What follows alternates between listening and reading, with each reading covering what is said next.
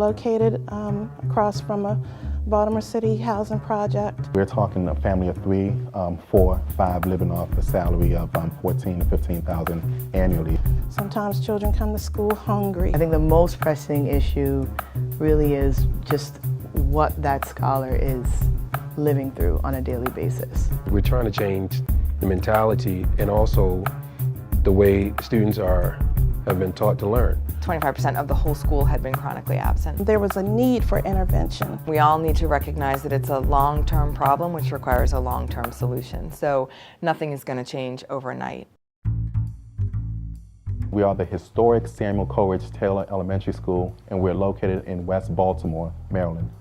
Looking at the census data and also looking at the crime statistics, we noticed that our students are coming in with a great amount of needs that surpasses just their academic needs. Those families live in what you might call extreme poverty, and that certainly provides a whole list of challenges, including just having your basic needs met, like going to school fully fed and appropriately clothed, and having had an appropriate amount of rest and support at home, which they might not be getting for lots of reasons.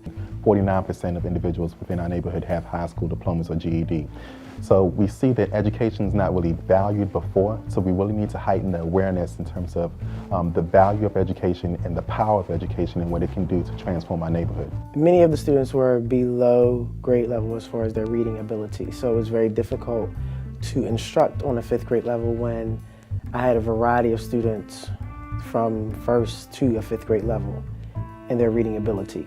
Before we started to address the academic component, we knew that there are some hierarchy needs that needed to be met, such as food, shelter, and things of that nature. So we partnered with the University of Maryland School of Social Work, where we have social work interns coming in to work with our student population. We're grant funded through the Baltimore City School System and the Family League to be the community partner for the school. We have the Judy Center mental health consultant who's working specifically with that 0 to 5 population, and then within the school, the pre-Ks and Ks. And then we have the community school site coordinator who's working with the whole school, so that's all the students. How we aim to work in the community is not to come in with all the answers or to necessarily say this is the way we're going to do it, but to use the partners that already exist in the neighborhood to move things forward. In addition to the University of Maryland, we also have the BELL program as well. BELL, Building Educational Leaders for Life, where we're providing 35% extra time of instruction for students. So our school day starts roughly about 7 o'clock in the morning, and we end about 6 o'clock in the evening, where students actually receive supper as well. We came in with University of Maryland Promise Heights already doing a lot of the needs assessment and working closely with Dr. Barber. He came in, he saw academically as well as socially what our scholars needed and identified resources. Students who are not at grade level yet are getting intensive reading instruction for 90 minutes, and it's broken down into small tasks where children are able to meet with success. We also partner with an organization that provides GED support and classes to parents as well, to address not only the students' literacy and academic achievement, but also enhancing the academic component for parents as well. When we lower the stress level in the home by serving the parents, we also serve the child. So the Maryland Food Bank actually provides support to our school through funds that were provided to us through the Weinberg Foundation, where every week each student, up to 75 families, receive backpacks full of food to take home for the weekend. At the school, they used to breakfast, lunch, and dinner. So on Saturdays and Sundays, they may not get all 3 of those meals. So we send the backpack home for Friday so that they'll have at least 2 of the 3 meals that they're used to getting. Once their basic needs are met, they are now open to all possibilities.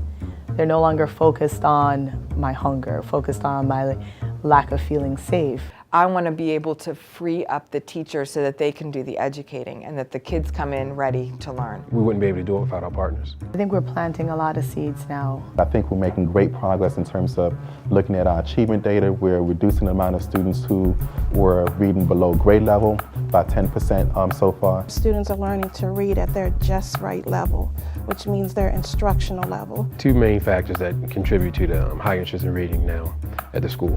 One is we have a brand new library, partially donated by Harry and Jeanette Weinberg. And the second thing is our Successful All campaign that we're using at the school. Reducing that chronic absenteeism rate from 20+%, 25% down to 1%, I think is huge. So we know the youngsters are here now. So now that they're here, we're able to actually instruct them and have them take advantage of all these services that we have.